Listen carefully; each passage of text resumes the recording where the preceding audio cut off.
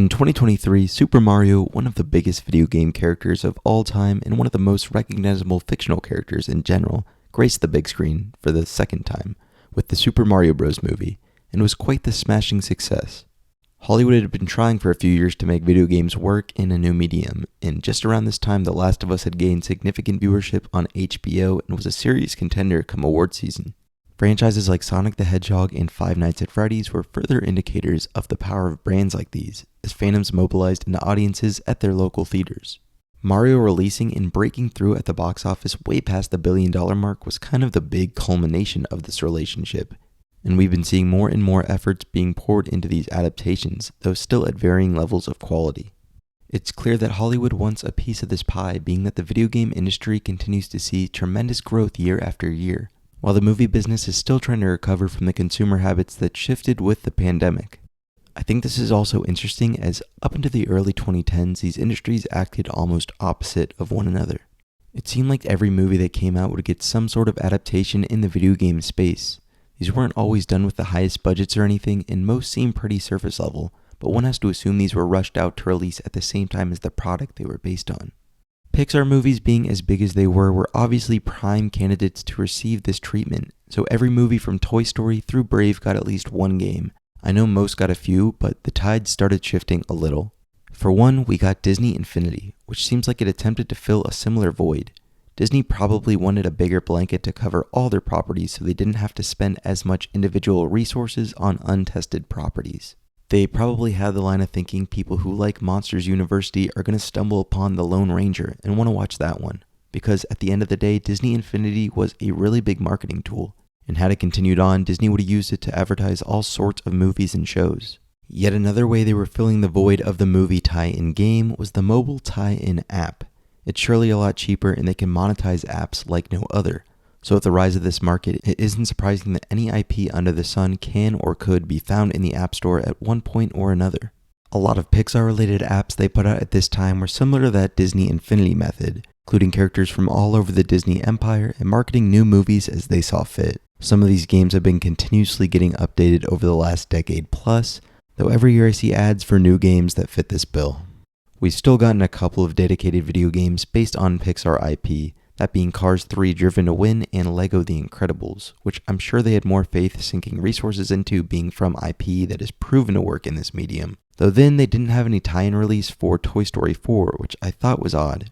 I will say these games do look and seem to still be pretty small scale in terms of what they set out to do, and that's coming from someone that loves Lego games. I just feel like just like those early tie-in games, they just aren't given enough time to give as much content as a big studio AAA game, despite usually being the same price.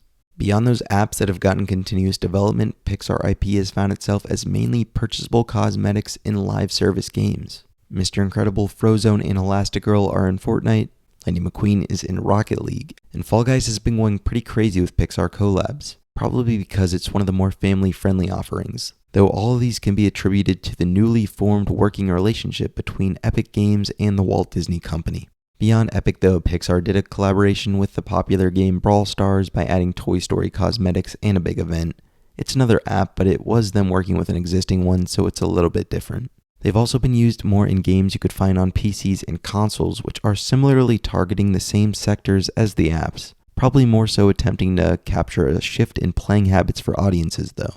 This all points to the brands of Pixar just being used as recognizable faces and trying to milk every penny out of them. I know some of these are fun collaborations and many are cool to see, and it's nice if you do have any interest in these titles. But then you see what other properties are getting, even just under the Disney umbrella. Year after year we see big new games for Star Wars and Marvel, which is understandable since they've been in the space for quite some time. They've been getting big developers making content that is highly regarded with a lot of time and money going into them as well. Sure, some of these have microtransactions, but in the instance of the new Marvel Rivals, there seems to be a whole lot of love and effort put in, and legitimate gameplay and use of the source material that isn't something you can find for Pixar these days. What's worse is the two franchises still get the same live service cosmetic treatment that Pixar gets, even to a higher extent, on top of the major releases in the medium. The Avatar franchise and Indiana Jones have been able to get big pushes from game developers, and it really makes me think if behind the scenes there's been no talk about Pixar's films getting this treatment. And by that I mean actually sinking in the development time and resources to make a product that can stand the test of time. Because now more than ever, they have the resources to make something that at least highly resembles the animation quality of 2000s Pixar. So many racing games have come and gone and brought in major sales. You really can't tell me that a massive Forza-style game set in the Cars universe would not be money, since that franchise continues to grow more and more as the years go on. An Incredibles action-adventure game, Toy Story platformer, like you don't have to just retell the stories from the movies for this, as these worlds and characters offer so much unique potential for gameplay and mechanics. These franchises also don't exclusively target children by any means, and I'd imagine Disney knows that by this point. So I'm really surprised they aren't jumping at the possibilities here.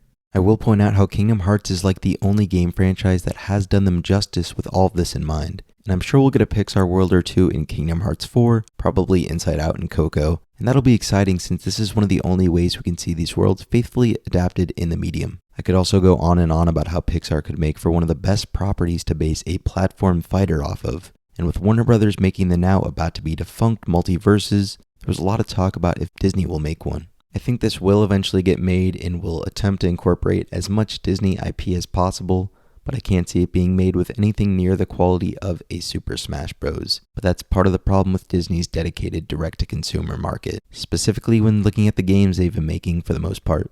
I still would like to make a video one day about an all-Pixar fighter though, it just conceptually works so well to me. I just feel like either Disney isn't shopping around these properties to studios, or they are but just giving unrealistic demands, because on paper a lot of these seem like a perfect match. I know Epic Games is now deeply connected to Disney, so we'll see a lot more of those collaborations, probably including a lot more Pixar, as well as whatever this supposed life-changing platform they're making is, which I assume is going to be a more sleek and modern attempt at Disney Infinity, utilizing the built-in player base of Fortnite. It'll probably have a lot of game modes that are more family-friendly, so they can sell a lot more less violent skins on the Fortnite platform as well. So you can be Mickey Mouse walking around in in-game Disneyland or something like that. I don't even think this will be a bad product for what we know of it now. I just feel like, as someone who wants to see Pixar movies explored more and utilized to their highest potential, this is going to be more the same in the industry that has continued to be just so close to building what I think is a perfect pair. Part of this may just be I think these incredible initial products are just so close to being so much bigger, and if they don't grab what's right there, they may risk fading from the limelight. Maybe they're just super protective of their brand though, maybe I completely missed the mark. Let me know what you think down below.